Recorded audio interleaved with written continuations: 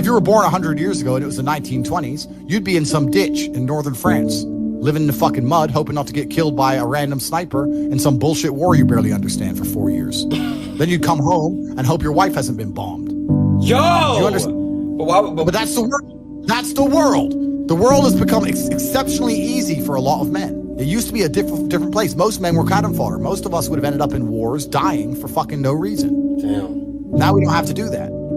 So because we don't have to do that, men think it's okay to just become comfortable now. You're not supposed to be comfortable. You were never evolved to be comfortable. You're supposed to be uncomfortable. Right. And if you make yourself uncomfortable constructively, it's very easy to be anything you want. I find it amazing that people will sit there and spend all their time upgrading that character, making as much money as they can, getting the best guns, getting strong, getting some hoes, meeting important people, getting the best car. They'll do all that in a game, but they won't do it in real life. I find that incredible. Like, my life is GTA. I don't need to play a game for GTA. If I want a gun, I'll fucking buy it. If I want a car, I'll fucking buy it. I want a bitch, I'll get her. It's me. I am GTA. I don't see why people play the games. They play the games because they're scared of loss. Because if you die in the game, you get another chance. If you lose in the game, you get another chance. In life, you get one shot. Damn, that's... But if you get some balls, that's what life is as a game. That's what life is as a man. This is one big video game. You get to upgrade your character. You're not born with any value. All these women that you just put me on with are born with value. They're pretty already. They're gorgeous already. They're good looking enough. Even if they're a 5, someone's going to give a shit they exist because someone wants to fuck them. As a man, if you don't make yourself valuable, you have no value. You have to get up and do it. Just like a video game, you start with fucking 0. You have to decide if you want to complete it. You have to upgrade your character. So I find it amazing that men are going to play video games and fuck about and waste their time instead of upgrading their character. Everyone knows what to do. You know what you have to do. You're right. If you had to become the most dangerous, intelligent, respectable man on the planet, you know you're supposed to go to the gym. You know you're supposed to train, learn how to fight. You know all these things. You don't do them. That's your decision. It's your prerogative. I didn't make that choice. I made the choice to do it all. I decided all of that. And every single man watching this can do the exact same thing, which is why I have very little pity. I'd never make fun of someone who hasn't got a choice. I wouldn't make fun of someone born with one I arm. have a choice, though. But if you've made a fucking decision to be less than you should be, then I believe you should be mocked for that decision. I agree. I feel like, yeah, because like you're not living up to your full potential. Like it's your choice to basically not live up to your full potential. Completely. And me as a man, when I put myself through hell, when I have had such exacting, such stringent standards for myself, why would I then have less exacting, stringent standards on the people I meet? Why would I put myself through hell to be me and then meet someone who didn't put themselves through hell and then treat them like my equal? No, fuck you. I suffered when you didn't. So you're not my equal because you decided not to suffer. You have enjoyed comfort when I haven't, and that's fine, but don't expect me to look at you as my equal because you're not. I'll snap your fucking neck. When I tell people that you are the sum of the 5 people you spend the most time with, everyone agrees. They go, yeah, that's probably true. The 5 people you spend the most time with, that's what you're gonna end up like. They say, yeah, that's true. And then they continue to hang around with people who they don't want to be. Why? There has to be a point. There has to be a point where you sit and go, okay, you're my friends, etc., etc. I love you guys. Yeah, we can talk, whatever. But I'm on a different life path. You have to leave some people behind. You wouldn't want to be, if you were to come hang out with me and you were in a room with me and my 5 friends, you'd feel self-conscious. You're right. You don't feel self-conscious with your friends. Because you only surround yourself around people that are on like your level of like. With killers. I'm with killers. We're fucking monsters. If you were to come hang around with me and my crew, you would be self-conscious, and that self-consciousness would motivate you, or they would certainly instill the discipline required for you to change. You don't feel self-conscious amongst your peers. That's why you don't change. If you were to get in a room and you're the only person who ain't a fucking monster, you'd want to become a monster. That's life. That's humanity. So I say this to people all the time. If you know you're the sum of the 5 people you hang around with, why you hang around with people you don't want to be? Brother does 500 push-ups. I ain't gonna be the bitch at the house. I ain't gonna not do them. Right. So that's another reason the War Room exists. My organization, the reason it's so competitive, is the reason we kick people out. You have to fight to keep. Even if they pay, you're like, I don't give a fuck. Get out. Like, I don't give a fuck. Get out. Out. It doesn't matter. Everyone pays to join. You get kicked out anyway. You have to fight to keep your place. That's the whole. Damn. That's because that's how life was. If we were still in the animal kingdom, the lions that you see on TV, they weren't just born big lions. They had to fight other lions. They had to fight to get that antelope. They had to fight other animals, hyenas, jackals. They had to fight to be the boss. We're living in a comfortable world now where people think, oh, it doesn't matter. But you know what? to some degree, it does matter. It does matter, and I'll tell you who it matters to. It matters to your soul, and it matters to God. I stand in the mirror with a pure heart. I know I am the best version of me that could possibly ever exist. I know that God is proud of me. There's nothing that God hates more than sloth and laziness. If God were to create a man and that man were to sit around and do fuck all, God will frown upon you. It's why you're never lucky. If you're listening to this and you think I'm never lucky, I'll tell you why, because God dislikes you because you're fucking lazy. Start to work. Start to show God the beauty of his own creations. You'd be amazed how lucky you'll become. Wow. God is unhappy with these people.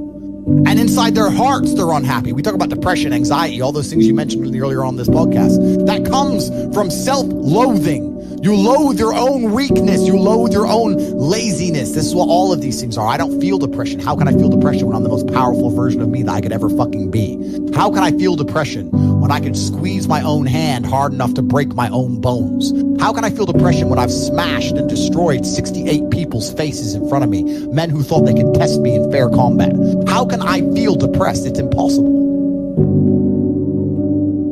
Watch your friends when they're on TikTok.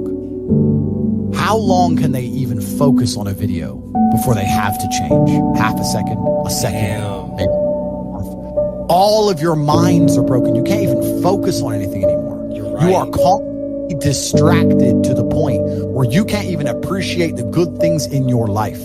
You're distracted. Your minds are broken. You need to rewire your mind and resist the slave programming. How? They have I'll tell you how. First thing you have to do is identify it.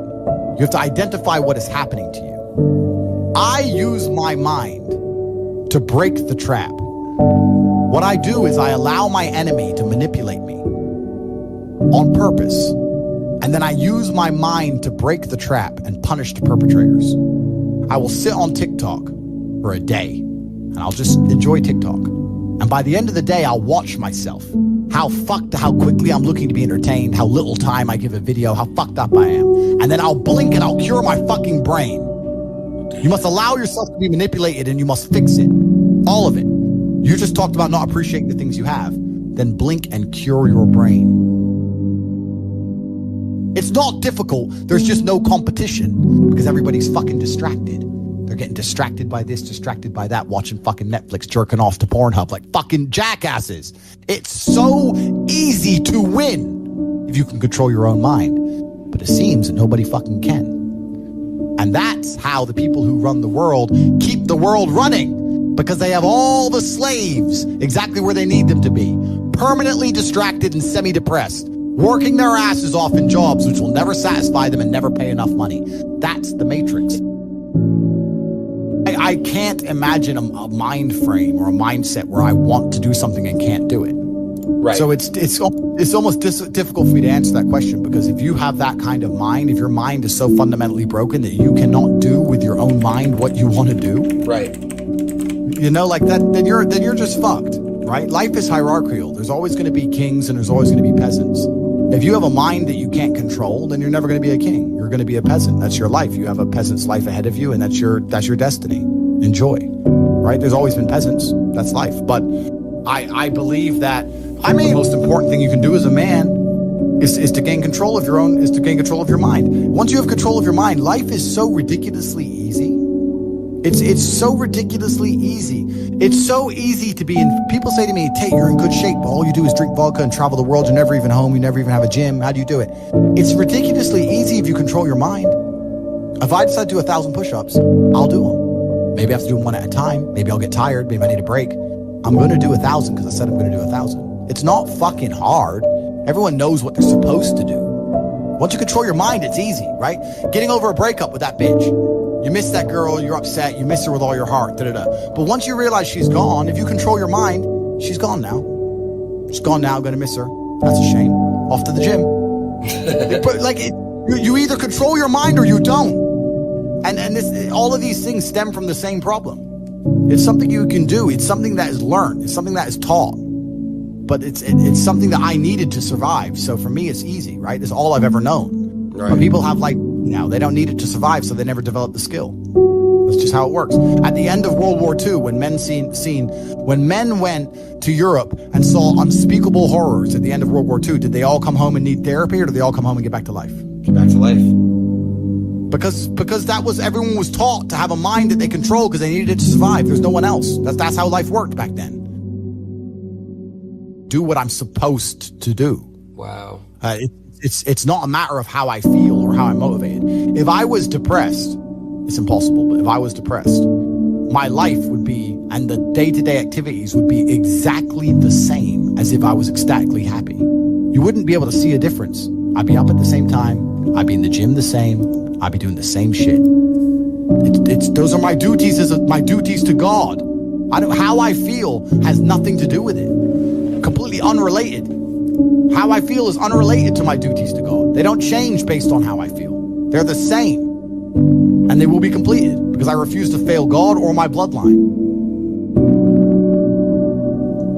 You could take 150,000 of these people and travel back in time and stand them in front of their ancestors. And their ancestors who fought fucking saber-toothed tigers or escaped the Mongol hordes or managed to dodge bombs in the Second World War. All the shit they went through just for this fucking cretin to be born. And to look at him, look at who he is, listen to his life story, listen to what he does on a day-to-day basis, and they would feel nothing but fucking shame. Your ancestors did all that shit, all that struggling to survive, hunting and gathering, fucking avoiding enemies, anything it took, dying at age 30 from a tooth infection, all the crap they went through just for you to be born so you could smoke weed and jack off. That's what your ancestors died for? That's what they worked so hard for?